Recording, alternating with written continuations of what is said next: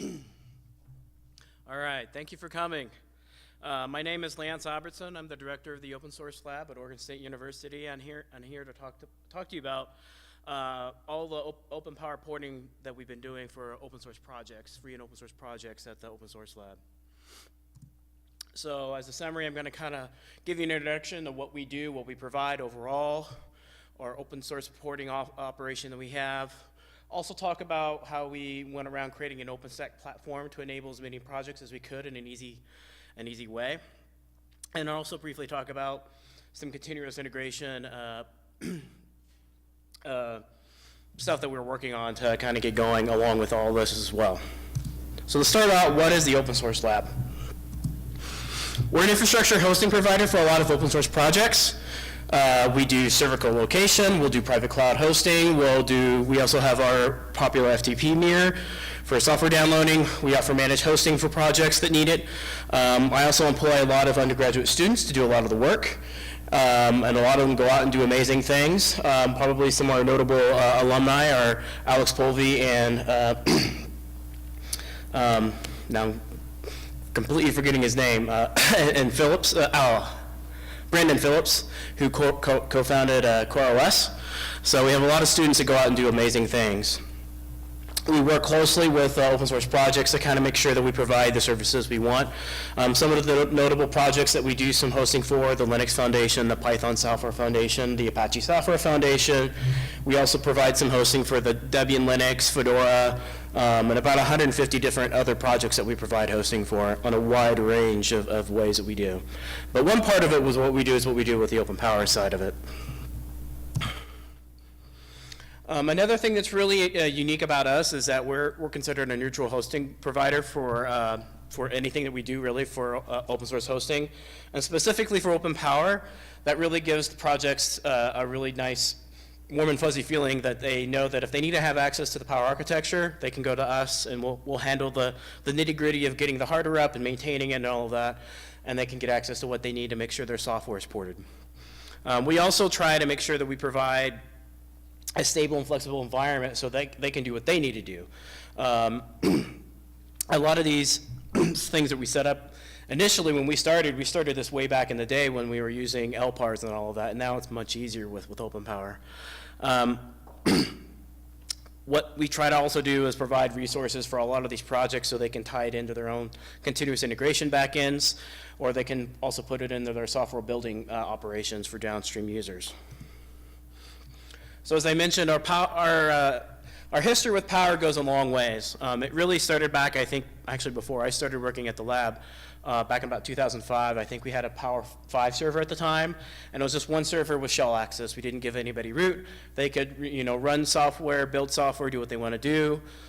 Then later, in the late 2000s, we got connected up with having several Power 7 systems. So we provided LPARs. I got the unfortunate task of having to manage all of them and getting them all set up. That was a lot of fun.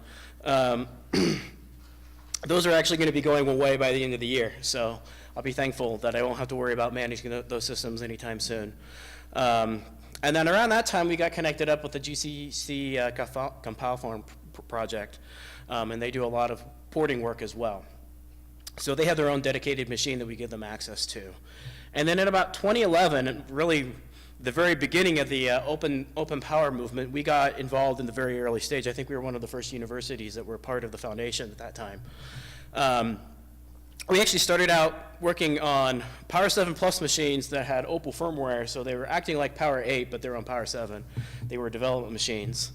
And that at least got us our hands on what the new environment was going to be like, and so we could start creating this environment for open source developers to have access to. And around that same time, OpenStack has been really becoming more popular, and it really was the medium that we wanted to provide this hosting. Instead of doing the old method with LPARs and setting that up, we can just give them API access and they can do what they want. We quickly got some of the first Power 8 machines at the time sent to us, and so I quickly was able to build out architecture for that. We currently host about 70 or more projects right now on the platform with 5 machines, and we're supposed to be having P9 machines coming later this year. So that'll be great. So let's talk about what it takes to deal with porting on OpenPOWER, what we try to do. What projects really need is they need easy access to computing resources. That's as simple as we can get, just so they can do some easy development and architectural troubleshooting if they want to do continuous integration, or they want to have continuous binary builds for downstream users. They also want to have access to a lot of different operating system platforms. So not everybody runs Ubuntu, not everybody runs CentOS. Sometimes they want to run SUSE or they want to run whatever else, they can do that. And they also just want to have raw resources to do what they need to do. And that usually just means disk space and RAM. And we have to make sure that we provide enough of that for them so they can do that. And also for some of the other advanced projects, like blockchain, which we provide some hosting for inside of this, is they want to be API driven so they can spin things up, spin things down, try things out. I think we also do that with the Cloud Foundry project as well. So they can do multi-node testing and make sure everything is working the way that they want to have it working. So what we provide is an OpenStack powered cluster. And we basically give them compute, networking, the block storage, and if they want to use it, they can use the orchestration API that OpenStack provides as well. We either give them full API access, or if they don't want to do that, we'll just set up a VM. And our form that we provide, they give us an SSH key, we put it on there, and we say, here's the IP and the user login, you have full sudo, go have fun. And so that's what we do. And as projects move along, they might need more resources, so we adjust things up and kind of go from there. And one of the key things that's really helped us out with throughout the years is having direct access to IBM engineering support as we need it. I have a weekly call with a project manager and a systems engineer there. So if I run into some weird hardware or software problems, which I did initially quite a bit, I could track down where things are at and kind of work through that and make sure things are working and kind of find out what I need to do to make that better. So some of the projects that we have on this platform, one of the larger ones is Docker itself. I think I discovered after we actually started hosting that we actually provide a lot of the infrastructure they use to build a lot of their PPCLE Docker images you see on their platform are being built on this as well. We also have been providing some beta testing for Travis CI on this architecture as well. We've been running into some I/O contention problems, so they haven't been doing as much, but we're hopefully going to be resolving that here pretty quick. And here's a list of just some of the projects that we also provide some hosting for, and they have resources to do what they need to do. And they each kind of have their own needs. Most of them are pretty hands-off, but some of them maybe they run into some issues and they need some help on getting things going. I'm a system administrator by trade, so I love talking about how I make these architecture and how I made it go. And making this work was a very big challenge for me, and it was a lot of fun. First off, I had to learn OpenStack, and then I had to learn how to make it go on PowerPC as well. And I'm not going to go through the whole explanation of where we started and how we got to it, but it was really tough. But right now, where we're at is we're running OpenStack Newton, which is I think about 3 or 4 releases behind, just a year and a half behind. They do 6-month releases. We just did an upgrade from another version, and we're going to try and do some more here coming up. But we have the basic services enabled that we need for projects. Our primary host OS that we like to use is CentOS and CentOS 7. When I started doing this, CentOS didn't have a build for it, and we didn't have a Red Hat license for it, so we couldn't really run it. So I was running Fedora 19, I think, at the time. That was fun. And we use Chef for all of our configuration management, and we have a wrapper cookbook, which I have a link up there that you can kind of see what I had to do to make it work on OpenStack. All the systems that we have running the compute nodes are the 8247s. They're set up in the same way. And actually the connectivity just got updated in the last week. I just updated them all to 40 gig. I moved them over to a 40 gig switch that I actually have co-located with Chris over here. So that's going to be helping. And I have one controller that's actually a VM running somewhere else that's running all the API stuff on there. And for the size that we're dealing with, it works pretty well, at least until recently. There's a lot of challenges of getting this to go at the time. When I first started this, getting this going, there was no support for CentOS. Chef didn't have a build for it, so I had to build my own Chef client so I could actually run the software I wanted to do it. a lot of the pre-built binaries for things I needed didn't exist. So for example, there was, CentOS has their own OpenStack distribution, but they don't have any build for it for PowerPC. So I have to manually do that myself. I take their source RPMs and I just build it and everything's happy. I also initially had some really fun hypervisor problems because we use KVM to run a lot of this. There was early bugs with QEMU and libvirt, but a lot of that has been resolved. More recently, I ran into some issues with CMA memory, contiguous memory allocation. I finally got a solution for that to kind of get that to go. The other part of it is building guest images. A lot of the distributions upstream, some of them provide the guest images that we want to have for operating systems, but sometimes they don't have the key software that we need to make it work on OpenStack.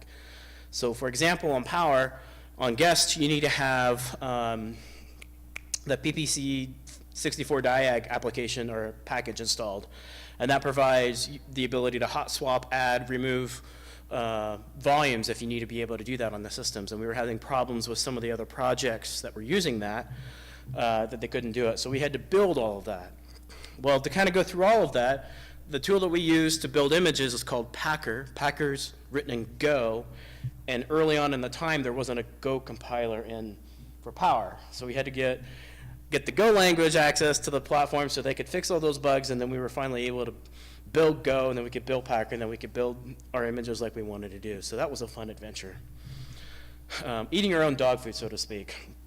And then also, a lot of challenges going through dealing with OpenStack upgrades.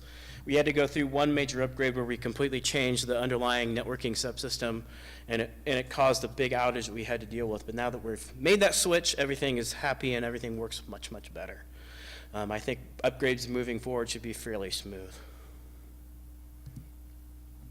So what we've been dealing with a lot lately is scalability issues for what we have. And most of it is dealing with storage and I/O contention around that. So when we created this cluster initially, for the size that we think we were going to have, we spec'd it out so that we'd have most of the storage local on the nodes and have the VMs access it that way. Unfortunately, this created a lot of I/O contention and a lot of problems with a lot of various projects and what they were doing. Also at the time, we had a lot of problems with memory. We didn't realize how much RAM the projects wanted to use, so we had to get more RAM purchased for the machines. And we also have limited IPv4 space, so we have to be careful about how many instances that we provide. So we initially had a shared subnet that we did all of our OpenStack stuff, whether it was x86 or Power, and now we split it off, and so this one bigger subnet is just for OpenPOWER because we have so many users on it. And then we also have issues. Sometimes a lot of these projects pull down code from GitHub. And depending on what GitHub has and how their peering works, sometimes it can be slower. They would think that it's a problem on our end, and really it's a problem with GitHub's end on trying to get things going, and it's out of our control. We actually have, I think, a pretty good direct, I think they finally brought online, they're peering up in Seattle, so now we have really good speeds for GitHub. So some upcoming changes that we're going to be doing is we're going to be implementing Ceph storage. We got 5 Ceph servers donated from IBM to make this work. We're going to be entirely switching the back-end storage from local to Ceph. This increases our capacity from about 38 terabytes to 292 terabytes, so we should be doing pretty good on that. Everything is going to be on a 40 gigabit backplane for all of the connectivity, and I'm hoping this will improve a lot of the disk I/O problems and also gives us a little bit more flexibility in doing a lot of live migration. So I have the cluster up right now. I finally got it going. Didn't take too much work. I had to do some of the typical, there was no binaries built for CentOS for Ceph, but that was really easy. I just took the source RPM, rebuilt it, and everything's happy. I was hoping to get this all converted over before Summit, but I didn't quite get there. I'm probably going to be doing that in the next week or two. I'm excited to see that go. And then after that, we're going to be upgrading to the newer, latest releases of OpenStack and moving through there.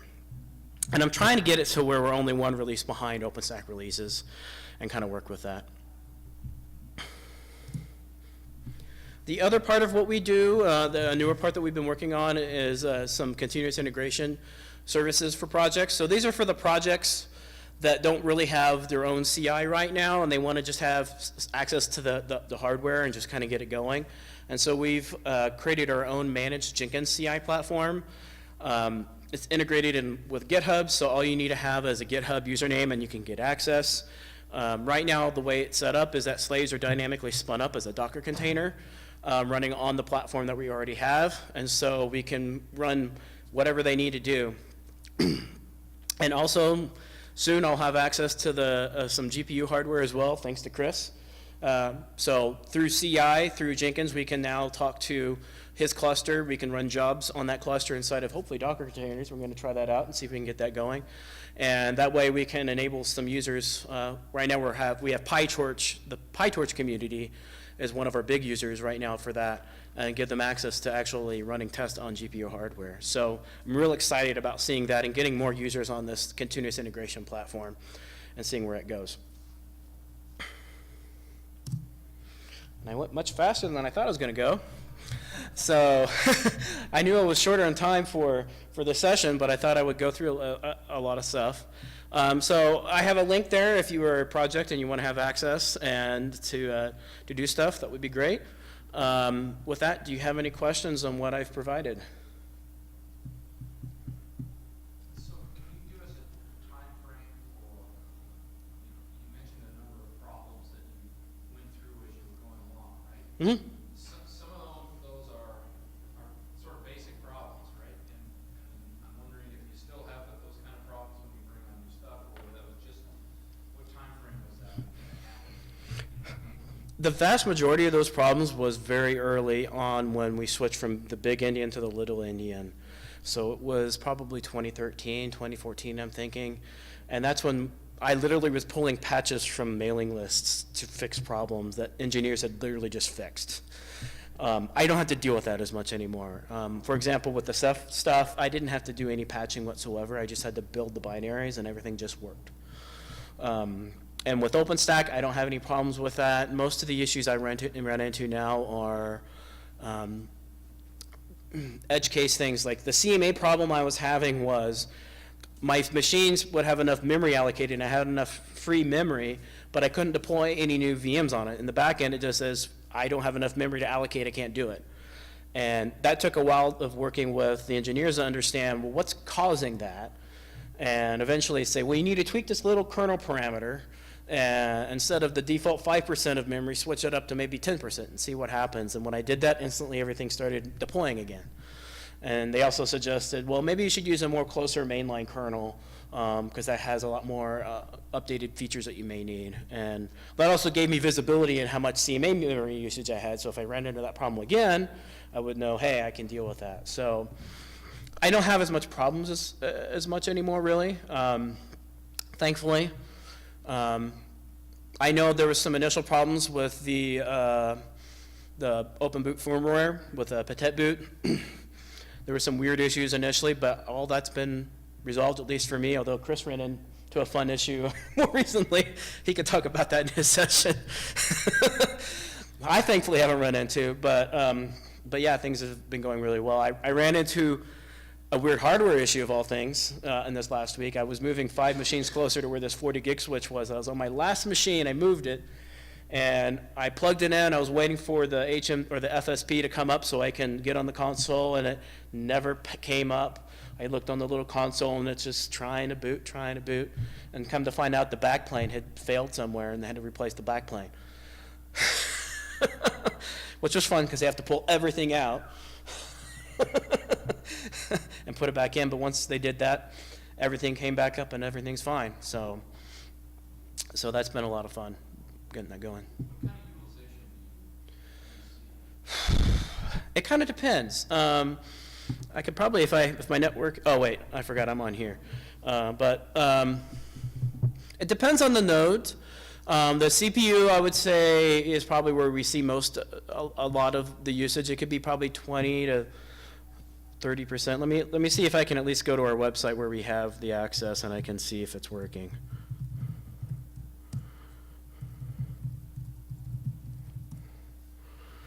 So I named all these machines OpenPOWER number. So let's see here. I'll pick one of these, just random. And we'll see kind of how this is going. I think, let's see here. You can see where I'm using about, what is it, 140 gigs of RAM there. The load average is pretty low. And actually on this machine, I'm not using that much CPU, so the green is the CPU usage. The yellow is unused. But it depends on the machine. I know that the OpenPOWER 2 is configured with much faster disks so that it can do quite a bit more on the I/O side of it. And so we have a lot more stuff running on it. I can't remember where it's running about that much. So it's not full bore all the time that we have running.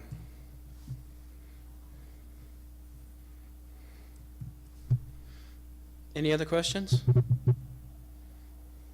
your code could open to other people coming and using your cluster? Yep. We get a request probably 1 or 2 a week, kind of depending. I imagine we're going to probably have more after this week because usually get more visibility at conferences and such. But yeah, my students are the ones that are responsible for giving out that access, and we usually try to do it within a few business days' time and get them going. And we have all of our requests go through a process where we get approval from an IBM advocate. So our primary advocate right now is Jeff Shield, actually. So, and I've worked with him a long time, so he'll.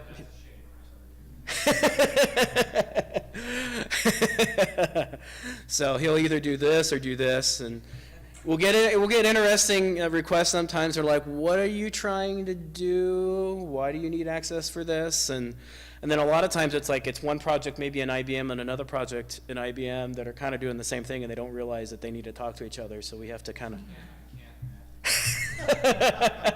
So yeah, we have a lot of that going on too. So that's always been fun. It happens in Oregon State too, guys. Yeah. The other fun thing that we've had to deal with is actually on the security side. So initially when we made a lot of these images, we had missed a few steps on securing some of the services that are deployed. And so our ISP would send us all these reports of all these things that we had to deal with. And we finally got that all fixed, finally, knock on wood. And I think we got a better system in place for that. So a lot of it is just simple user stuff like, hey, I changed the password to something really simple and allows root login, and I left it up, and you know what? Two days later, it's got owned. So we have fun dealing with that as well. You're on power right now? Yeah. Jeff Shill's our person that's going to be getting us our Power 9 systems. We're planning on getting a couple of Boston machines when they get GA'd, I think in May sometime. So that probably means we won't get it until 2 or 3 months later. Just kind of depends on where we're at in the pecking order. But yeah, that's the plan right now. The new Ceph servers were, I can't remember what the code name of them were, but they were they weren't the IBM branded box. They were in the super micro looking boxes. So that was new for me to kind of work on that. And I think that's what the Boston is. I think there's actually one out there. And that's going to be fun working on that. It's always fun figuring out how you update the firmware on each one, because they're all different.